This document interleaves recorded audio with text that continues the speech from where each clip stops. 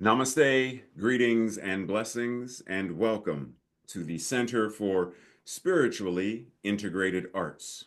This is our Sunday message, and I am Reverend Dr. Raymont Anderson, the founder and spiritual director of this center. And I invite you to watch not only this Sunday message, but any of our archived messages. I invite you to join any classes or events that we have going on. I invite you to reach out and email if you have any questions.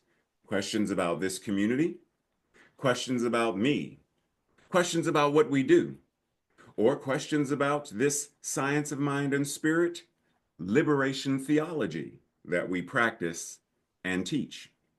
And if by chance you find yourself seeking beloved community with other like-minded beings, even if you already belong, are a member of another community, church, or center, you are more than free to have multiple affiliations wherever you are fed and find community. You are invited. And lastly, feel free to click like, subscribe, and share this or any other message or announcements with others in your circle. And with that, much appreciation, love, and blessings. Enjoy the message.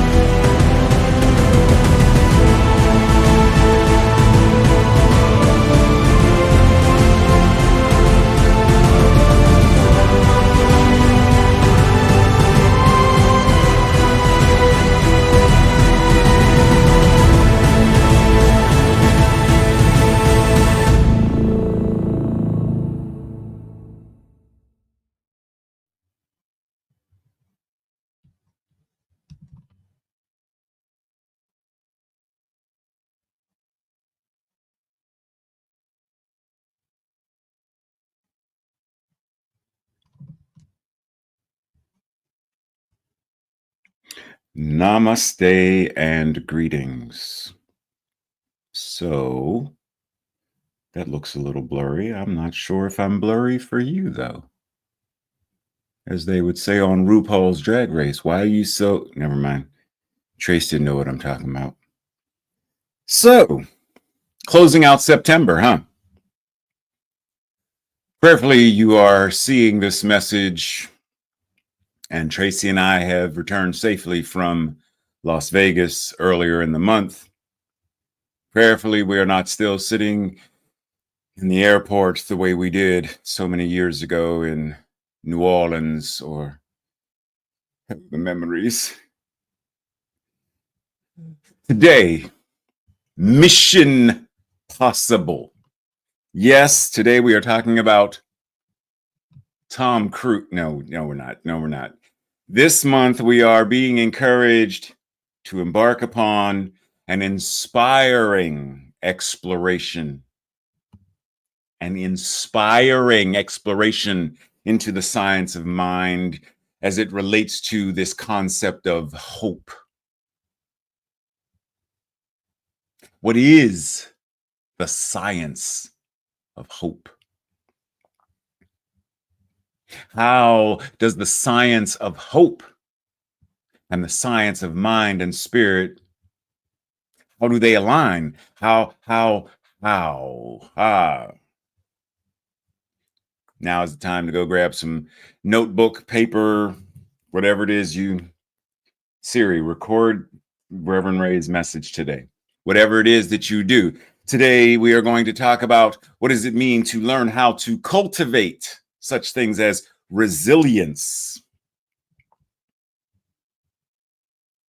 How do we unleash creativity?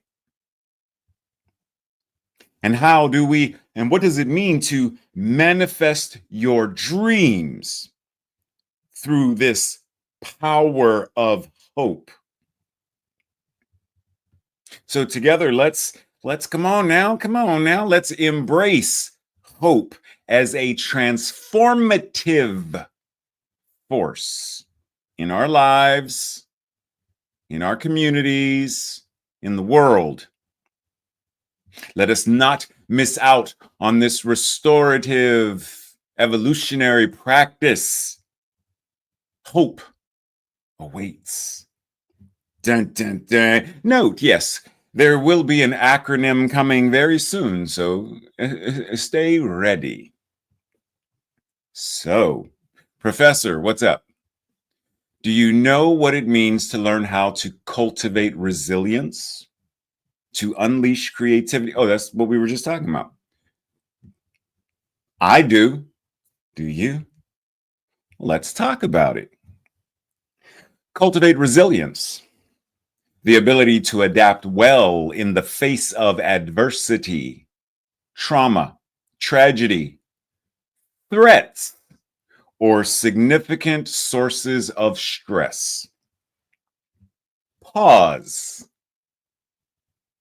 Oftentimes, people think of resilience and these things, adversity, trauma, tragedy, we think of them in grand,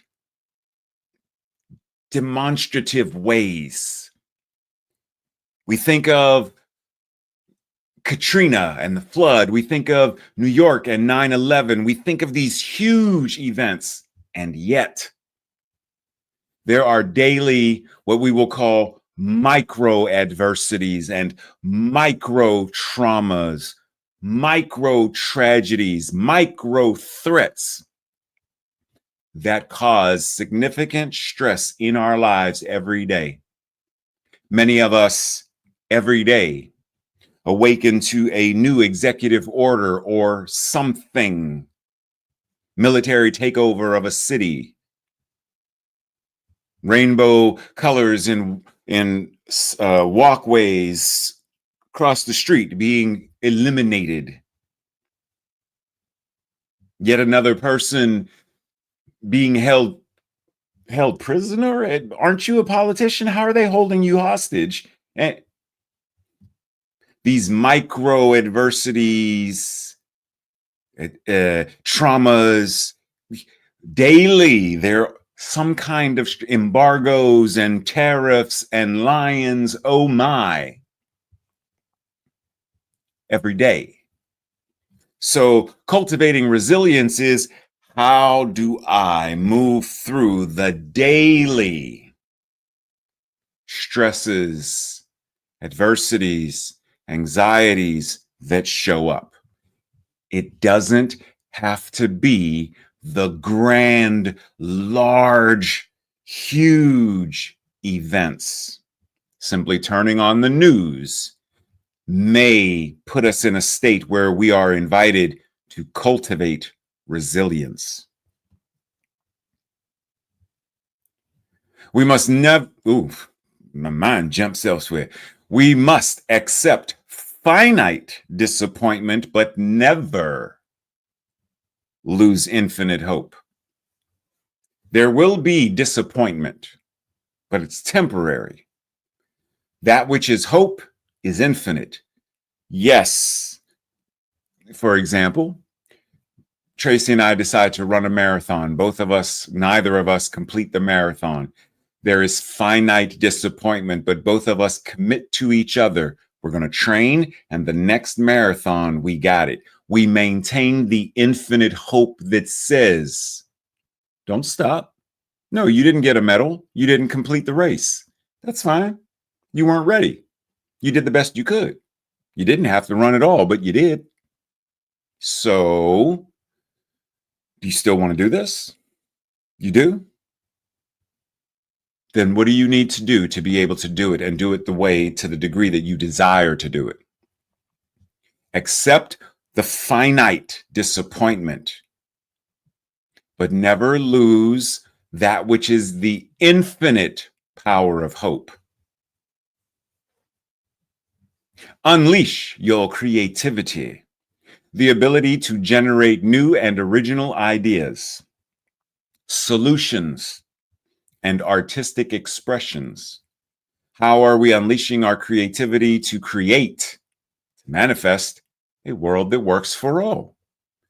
How is our creativity showing up in our daily lives? Not too long ago, well, several weeks ago now, Tracy and I decided, well, she brought it up. Remember that sandwich you got at Panera a while ago, and then you decided to make your own version? Yeah. We should do that again, since our neighbors gave us some tomatoes and basil and stuff. We should, okay, cool. We went out and got the bread.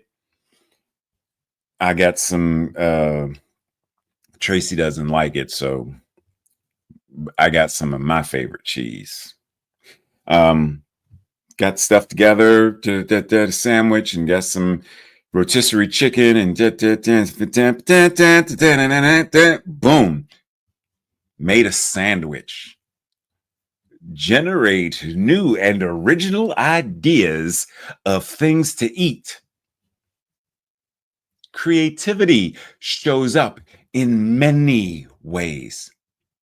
How are you unleashing your creativity on a daily basis? Imagination is the beginning of creation. You imagine what you desire.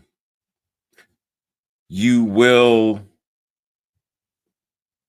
typo apparently, you will manifest what you imagine, and at last you will create what you will. Oh, you will what you imagine. Come on, George, speak English. You will what you imagine, meaning you use your will to imagine, and then you at last create that which you will, that which you desire to create. See, Tracy, it wasn't a typo this time. This time it was George's fault. Imagination. How are you tapped into your imagination so that your imagination, that which you desire, comes forth and is created? How do you manifest your dreams? A cherished aspiration, ambition, goal, desire, or ideal. How are you tuned in and tapped into before you even get to the manifest part, what is the dream? What is the aspiration, the ambition, the goal? What is it? And then what are you invited to do to manifest it? Whatever you can do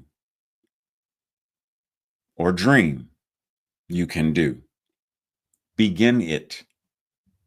Boldness has genius, power, and magic in it. Begin it now. Whatever you can do, go do it. Whatever you can dream, go do it. Start it now. It's a book. It's a podcast. It's a movie. It's a TV show. It's a Broadway play. It's a new dress. It's a new relationship, new house, new administration, new system of government, a world that works for all. Whatever you can do or dream you can do, begin it now. Your boldness is genius. Your boldness is power. Your boldness is magic right now. Embody it and let it burst forth. Hope, a feeling of expectation and desire for a certain thing to happen. Hope, a feeling of trust. As a verb, wanting something to happen or wanting something to be the case. Synonyms: wish, expectation, etc. Very often when we refer to hope, people refer to it as, I hope I hit the Powerball. I hope we finally get a president who's good to the people. I hope I don't have to wear one of those red hood things and say, what did they say? His eye be upon you or something. I don't know. I hope I don't. We're not talking about that kind of hope. That's passive and non-life affirming. But just starting off with a root is where we're going to start. So if you recall, I mentioned we were going to jump into an acronym. So hope, how, our, you still with me? Okay. How, our, power, expresses. Hope is how our power expresses. Remember the boldness, the genius, the magic. How does that express? That is what hope is. How does it show up? How does it show out? Hope is not some wishy-washy, fairy in the wind kind of, I'm trying to get a whiff of, is that, I think that's sage. I don't know. Hope is a grounded, visceral, embodied feeling that is expressed. So how does your power express? How does your magic express? How does your genius express? Hope is not an emotion. It is a way of thinking, a cognitive process. Now, keeping that in mind, and yes, that ties into the acronym still, but keeping this in mind, I want you to think about something for a second. I want you to think about this concept of hope. And as Brene Brown just said, it's not an emotion. It's not just the thing you feel, but it's a process. It's the way you think, which specifically ties into the first pillar of our mental equivalence, our thoughts, our beliefs, that the paradigms of our consciousness. Now, with that in mind, hope, thinking, beliefs, creative process, cognitive process. Okay, we still together. Okay. Pillar number one of our mental equivalence is the cognitive process of all we think and all we believe. And this is why it is so important for us to harness. To live without hope is to cease to live. To live without hope is to cease to live. What did Brene say hope was? To live without an effective cognitive process or an effective way of thinking is to forfeit one's life. Breathe. Our failure to embody and effectively use the power of our mind is, in essence, a way that we forfeit our lives. We cease to live. Now, when I say that, what am I talking about? Those who do not think effectively would rather believe ignorance is bliss. But we know it's not. To live without control of our cognitive capacities and power is to cease to live, because it means we will have acquiesced. Will have surrendered to someone else's thoughts and someone else's will and someone else's desires. We will be at the mercy of their cognitive processes and how they show up in the world. Very easily, we can think of any cult leader: Jim Jones, Charles Manson, Marshall Applewhite. We can think of many people. When the followers, disciples, members acquiesce their own cognitive processes, discernment, reasoning, they are then at the mercy of the cult leader and everything they say. Oh, you want me to drink this? What cyanide? Okay. Wait, what? You want me to give everything and move where? Okay. You want me to do what with my Nikes? And you, okay.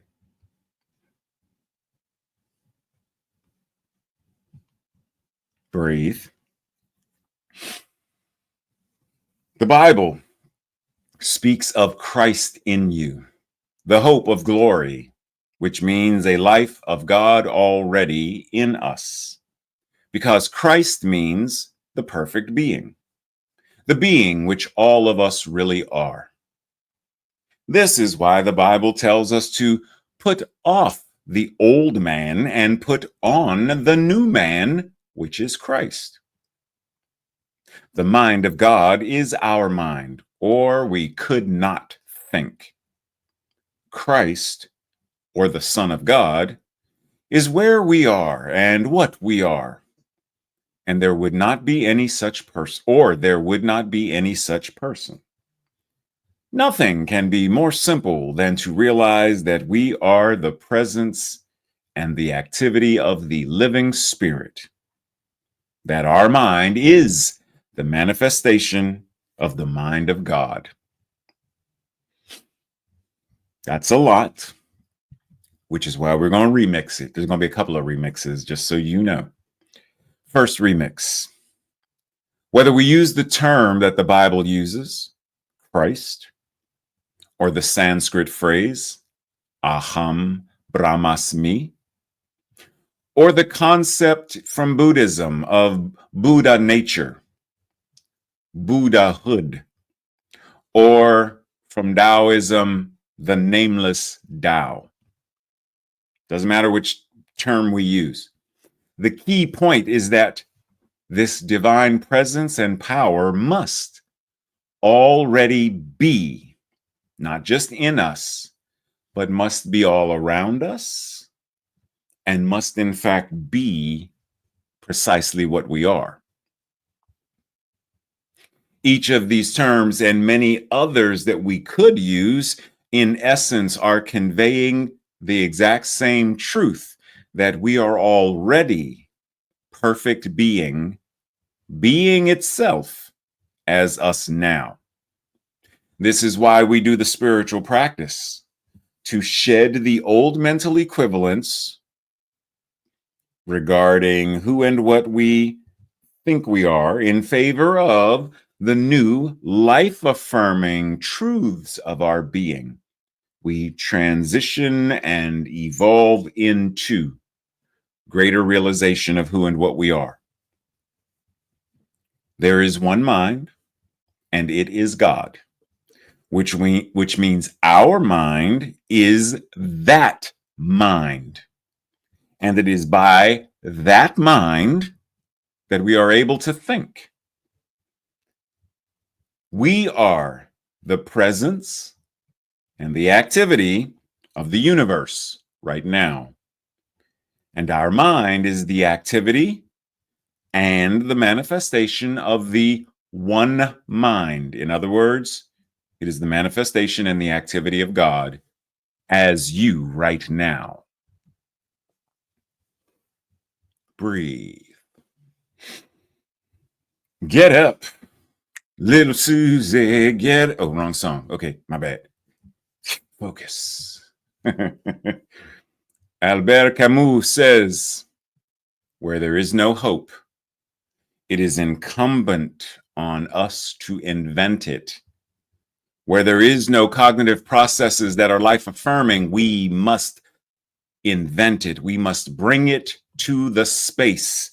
When there is no hope, when there is tragedy, when there is trauma, when there horrendous things are occurring, it is incumbent upon us to restore, renew, revitalize, reinvent, recover, resurrect the power of love and healing and comfort and that which is life affirming. Failing to do so makes us complicit. Breathe. Hope is being able to see that there is light despite all of the darkness. Hope is being able to see that there is light despite all of the darkness. There is freedom despite all of the chains. There is liberation despite all of the oppression. There is food despite all of the hunger. There is healing despite all of the disease and illness. There is democracy despite all of the fascism. There is a way forward. Even the darkest night will end, and the sun will rise. Breathe.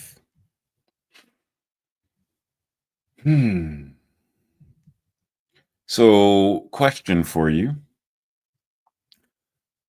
When we're talking about this idea of bringing hope and expressing hope and all of these things, I just want you to bear in mind, I'll get to my question in a minute, but bear in mind, as Harriet Tubman said, every great dream begins with a dreamer. If you are that dreamer, what are you dreaming? Always remember you have within you the strength, the patience, and the passion to reach for the stars in order to change the world. You already have it. If God is all there is, and what is true of God is true of you, then we collectively already have whatever it is we need to have in order to create a world that works for all. Now, the question is, what are we doing with it? For example, if I'm thirsty and I have a cup of water, but I just look at it or I just think about it, there's a cup of water. I'm thirsty. Ooh, it would taste so good if I drank it. You said what? Ernest Holmes said the problem with this new order of is what? We engage in too much theory and too little practice.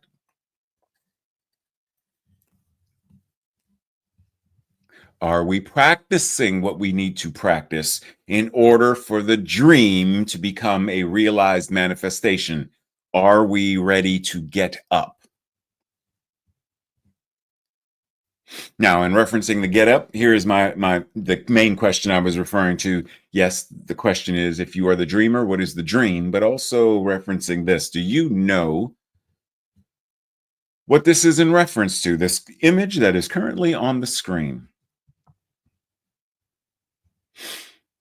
Then Jesus said to him, get up, pick up your mat and walk. Get up.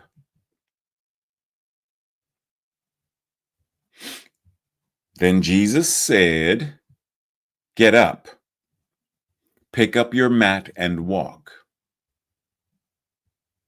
How are we showing up as the very power of that same wisdom that speaks to all manner of humanity? And we are the ones who bring hope and inspiration, education and healing so that all people are able to get up, pick up their mat, and walk.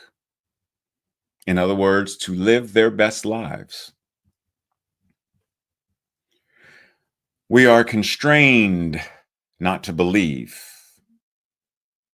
not to hope, not to long for, not to pray for, but to accept that it seems to be the nature of all thought to be creative. Some thought is less creative than others.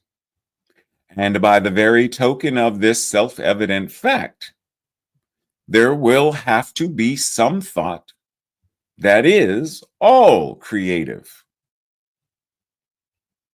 What precisely? Let's remix. All thoughts have power to varying degrees, much like sound has varying degrees ranging from harmfully loud to those that are imperceptible to human ears.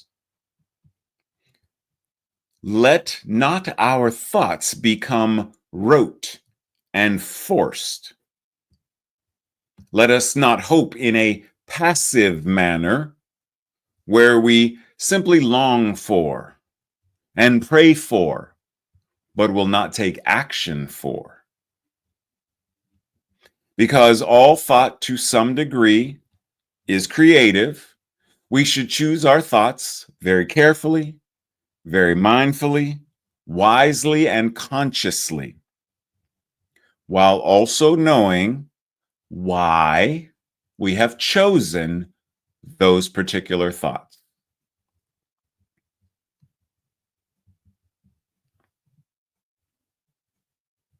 You good? Okay. So pause for a second, because here's my other question I want to ask you. Do you know who said, ask not what your country can do for you, ask what you can do for your country?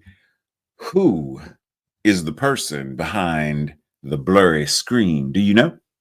Type it in the chat if you know. I'm gonna give you a couple of seconds. Type. Do you know? Okay, here we go. In 3, 2, 1. Is that who you guessed? Okay, so President Kennedy phrased it this way.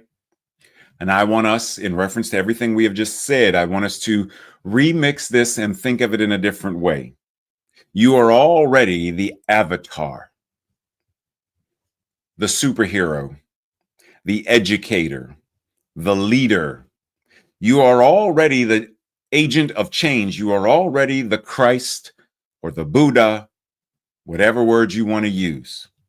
So, our invitation now, knowing this, is to ask, based on what brings you alive, if you remember from previous when we talked about Howard Thurman, based on what brings you alive, ask what the world needs. Ask what the people need, what the environment needs, what all of nature and all of creation, what does it need? And then do what you can do to provide what it needs. That's how we create a world that works for all. Not by trying to do something that isn't ours to do. It is not mine to do to open a restaurant and do whatever restaurants do. It's not me. I don't cook that well, nor am I that kind of a manager. So I use my particular expression of talents. I unleash my creativity, etc., etc. Do you know what the world needs? Do you know what people need? Do you know what the environment needs? Do you know what nature needs? Do you know what is needed that brings you alive that you can then do something to change the world? Learn to exchange fears, doubts, and uncertainties for faith.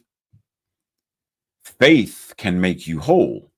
Faith can convert fear into certainty, poverty into riches, disease into health. Faith can lift you from a valley of despair into a mountain of hope and certainty. There is a power which flows out through your words of faith.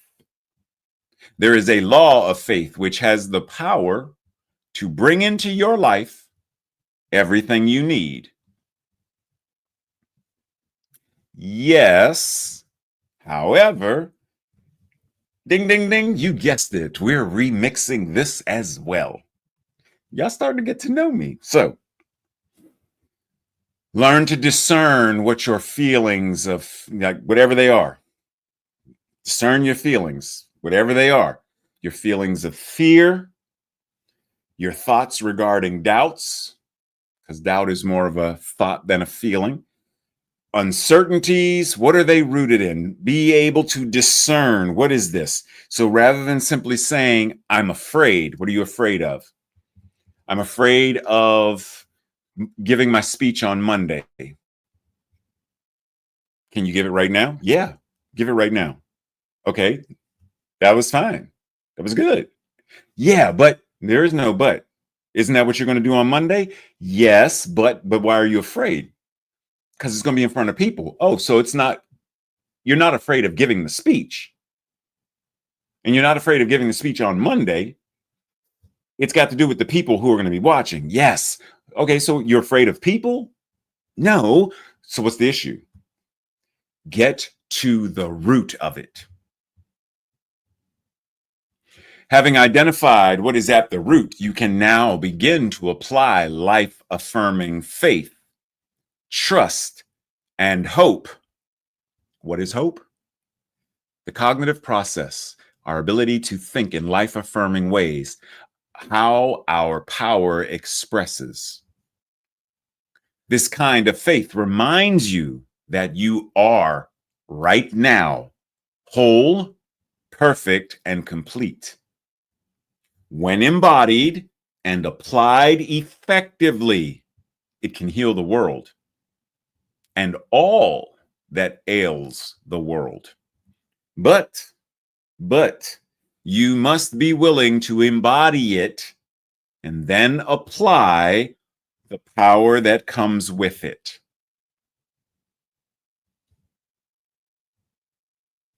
It has to be unleashed. It has to be cultivated, right? Everything we talked about at the beginning. It has to be and then expressed. It is now known in modern medicine, in the branch called psychosomatic medicine, dealing with body-mind relationships, that in this deep subconscious or unconscious area, we have laid down thought patterns, whether we are aware of them or not, which are automatically doing things or causing us to do things. They're always at play. These thoughts, ideas, feelings, hopes, expectations, doubts, fears, and faiths make up that thing within us, which is either attracting or repelling certain experiences. And once again, you guessed it. Look, you're getting good at this. You're getting good at this. Okay. Modern medicine has progressed so much more since the time of Dr. Holmes. And so much more now is known about the body-mind connections and how to practice and what it means to practice holistic health and well-being that deals with the whole person.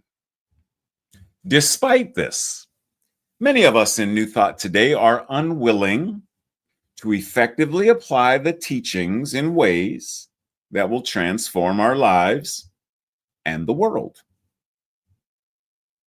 If we believe these thoughts, ideas, feelings, hopes, expectations, doubts, fears, and faiths make up that thing within us, which is attracting or repelling certain experiences. If we believe this, are we finally ready to make the necessary changes regarding them in favor of greater health and wellness? We can't say we believe a thing and then not apply the thing and practice the thing. Don't tell me you believe thoughts are things, but you're not willing to have a new thought. Don't tell me that spiritual mind treatment, envisioning, but you're not using them for what? We must apply it.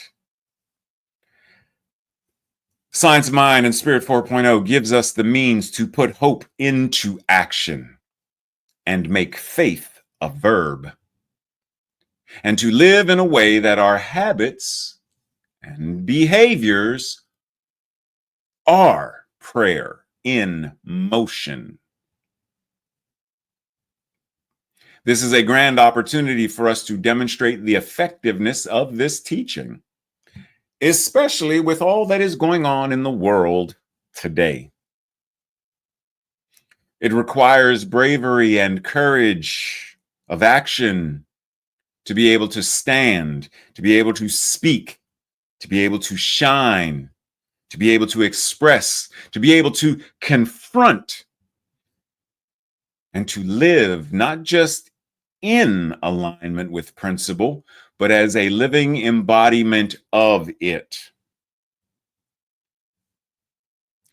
Playing it safe, playing it small, being the best kept secret, staying comfortable is not going to manifest a world that works for all, but a transcendent hope that says yes This is not only possible, it is inevitable.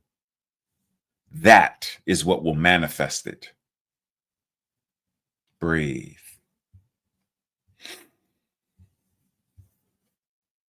This week's affirmation, our declaration, I will say it first. If it resonates with you, I invite you to repeat it with me the second time. I choose to know that anything life affirming is not only possible, but inevitable as my amen. Together.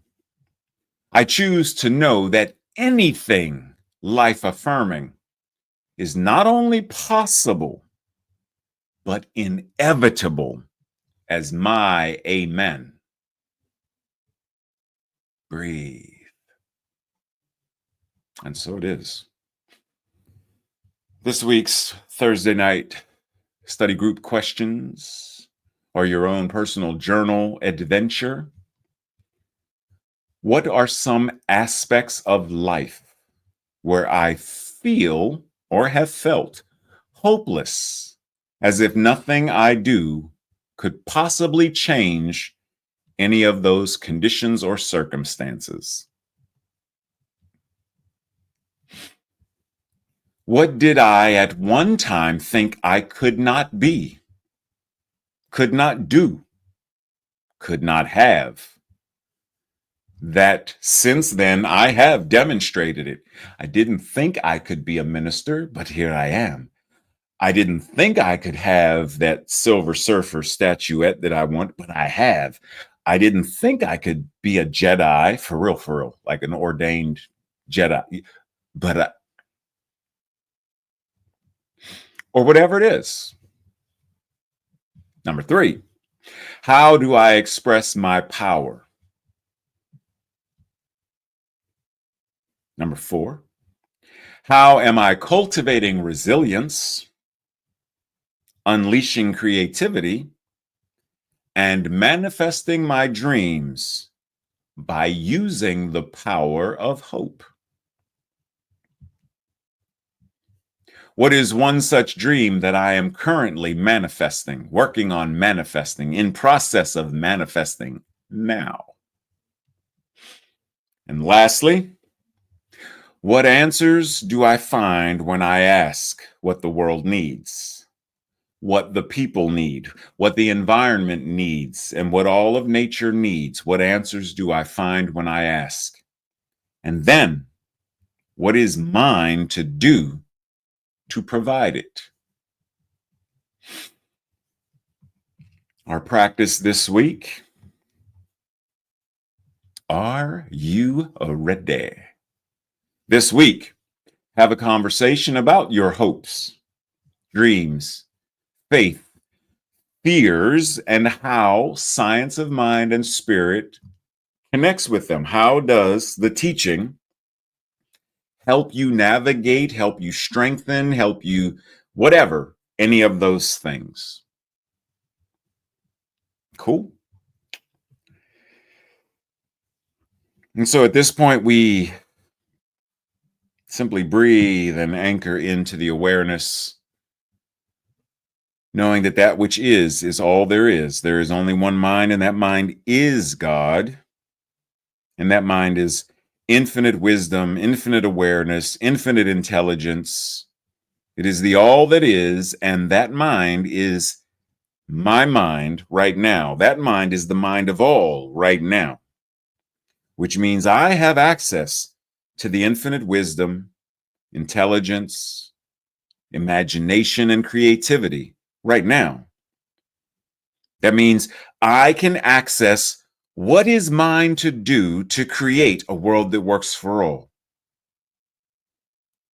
And breathe and receive, and then allow that power to fill me up and then be expressed. And this is the invitation for all. How are we choosing to embody and allow our lives to be the amen of the universe?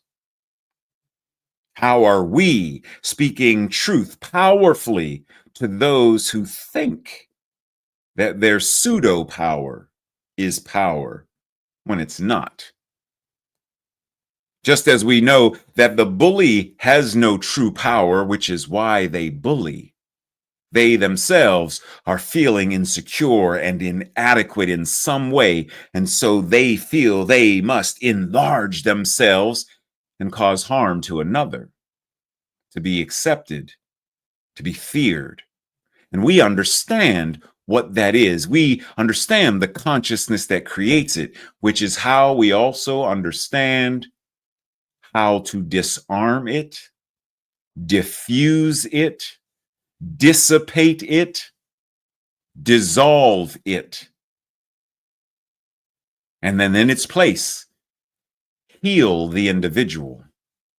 We do the same with politicians and teachers and Supreme Court justices and this is how we heal the world.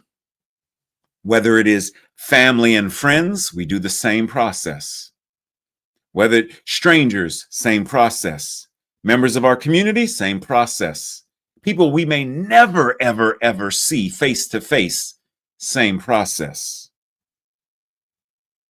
Same process. We align in and as that which is the truth, so that everything we speak is the truth, the whole truth, and only that which is true. And we speak it with power and conviction, knowing that that truth is prayer. Knowing that how we park the car is prayer. Everything we are and everything we do is the activity of faith, hope, joy, love, the divine.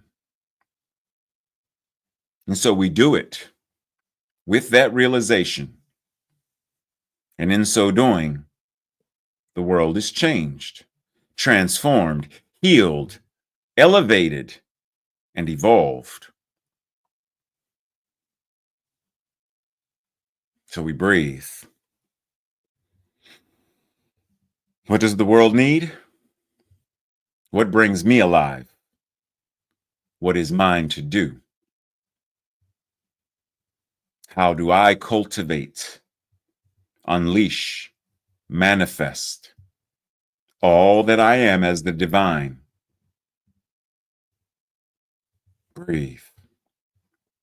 And knowing that this is the precise process we are all engaged in. We simply allow the law to do what the law is going to do anyway. So we stand back and marvel at the magnificent way that each individual shows up and shows out as answered prayer. And so it is. Breathe. Namaste, blessings, love, and appreciation. As always, see you soon. It's October. It's going to be October when I see October. Oh, it's almost Halloween. Uh-oh. Oh. Blessings, everyone.